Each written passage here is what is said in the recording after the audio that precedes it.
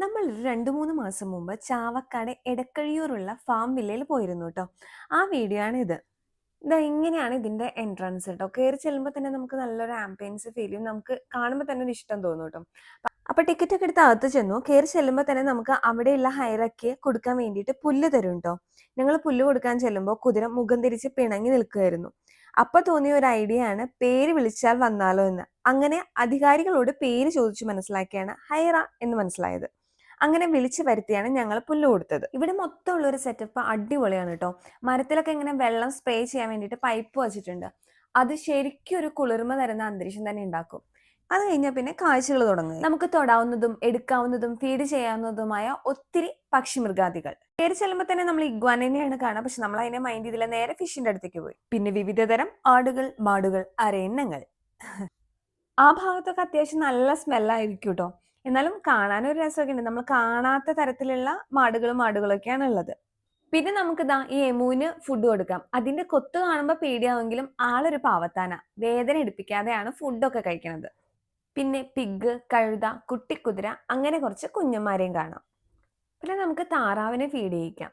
കൈ കൊടുക്കാൻ ബുദ്ധിമുട്ടുള്ള ആൾക്കാർക്ക്, അതായത് നമ്മുടെ കയ്യിൽ ഭക്ഷണം വെച്ച് കൊടുക്കാൻ ബുദ്ധിമുട്ടുള്ള ആൾക്കാർക്ക് ഒരു കുഞ്ഞു കയ്യിൽ കിട്ടും, അതിൽ കൊടുക്കാം. കുട്ടികളൊക്കെ അതിലാണ് കേട്ടോ മിക്കവാറും കൊടുക്കണത് കാണുന്നത്. ഇഗ്വാനയുടെ അടുത്തുള്ള തിരക്ക് കുറയണ കണ്ടപ്പോൾ നമ്മുടെ പാപ്പൻ അതിനെടുത്തു. അത് റെസ്റ്റ്ലെസ് ആയിട്ടിരിക്കുന്ന സമയത്ത് അവരതിന്റെ കഴുത്തിൽ ഇങ്ങനെ ഒന്ന് ചെറുതായിട്ട് മസാജ് ചെയ്യുന്ന പോലെ കാണിക്കും. അപ്പൊ അത് ഓക്കെ ആവും, കാമാവും. അത് കഴിയുമ്പോൾ നമുക്ക് എടുക്കാൻ തരും. പിന്നെ കിളികളുണ്ട്, അത് നമ്മുടെ മേല് വന്നിരിക്കും, മേല് നമുക്ക് വെച്ച് തരും. പിന്നെ മുയലുകളുണ്ട്. ഈ മുയലിന്റെ അടുത്ത് വല്ലാത്തൊരു സ്മെല്ലാണ് കേട്ടോ, സഹിക്കാൻ കുറച്ച് ബുദ്ധിമുട്ടാണ്. പിന്നെ അവിടെ 2 പേർഷ്യൻ ക്യാറ്റ് ഉണ്ട്. ആസ് ഓൾവേസ് ക്യാറ്റിനെ എനിക്കിഷ്ടമല്ല. നെക്സ്റ്റ് ആണ് നമ്മുടെ ഐറ്റം, പാമ്പ്. പാമ്പിനെ നമുക്ക് ഇങ്ങനെ കഴുത്തിലിട്ട് തരും. അതിനിങ്ങനെ ടൈറ്റ് ആക്കി കഴിഞ്ഞാൽ അത് നമ്മുടെ കഴുത്തിൽ ഇങ്ങനെ ടൈറ്റ് ആയിട്ട് പിടിച്ചിരിക്കും കേട്ടോ. എത്രയും മുറുക്കണോ അത്രയും മുറുകി പോവും. അവരിങ്ങനെ എന്നോട് ചോദിക്കുന്നുണ്ടായിരുന്നു, മുറുക്കട്ടെ മുറുക്കട്ടെ.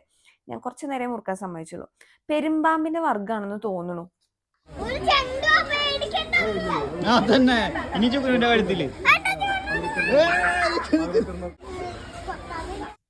പിന്നെ തത്തകളുണ്ട്, അവരെ നമുക്ക് ഫീഡ് ചെയ്യാം. അവരിനെ ഒരു കൂട്ടിലാണ് ആക്കിയിട്ടുണ്ടായിരിക്കും. നമ്മൾ അതിൻ്റെ ഉള്ളിൽ കയറി അവർക്ക് ഭക്ഷണം കൊടുക്കുക, അങ്ങനെ. പിന്നെ ലാസ്റ്റ് നമ്മുടെ ഓസ്ട്രിച്ച്, സൂപ്പർ. പിന്നെ അവിടെ ചെറിയൊരു പാർക്ക് ഉണ്ട് കേട്ടോ.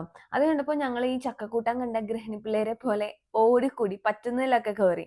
നമുക്കങ്ങനെ പ്രായപരിധി ഇല്ലാന്ന് തോന്നുന്നു. അത്യാവശ്യം എല്ലാത്തിലും കയറാൻ പറ്റും.